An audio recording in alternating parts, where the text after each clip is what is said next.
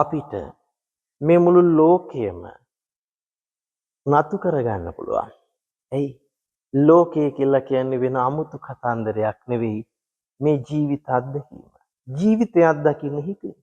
එහෙනම් හිතේ අපිට පුළුවන් නම් සතුට කියන කාරණාව උපාදනය කරගන්න ක්‍රමවේදයක් සකස් කරගන්න. ඔබගේ ඉදිරියේ විද්‍යාමාන වන ලෝකය, එහෙම නැත්නම් ඔබ ඉදිරියේ විෂුවල් වන ලෝකය සම්පූර්ණයෙන්ම සතුටින් පිරිච්ච ලෝකයක් බවට පත් වෙනවා.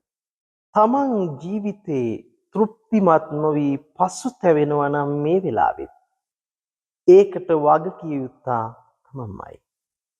ඒ නිසා මෙන්න මේ තමන්ගේ ජීවිතය පිළිබඳව දන්නේ නැතිව තමන්ගේ ලෝකය සුන්දර කරගන්න විදිහ, සැපවන්ත කරගන්න විදිහ දන්නේ නැතුව අපි මොකද්ද කරන්නේ?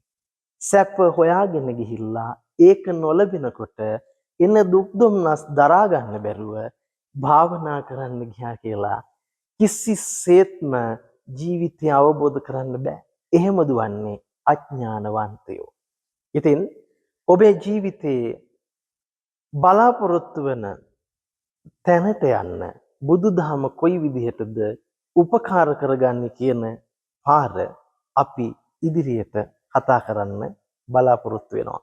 මේක ඔබේ ජීවිතයේ ටර්නින් පොයින්ට් එක බවට, හැරවුම් ලක්ෂ්‍ය බවට පත් කරගන්න අනිවාර්යයෙන්ම පුළුවන්කම ලැබෙනවා.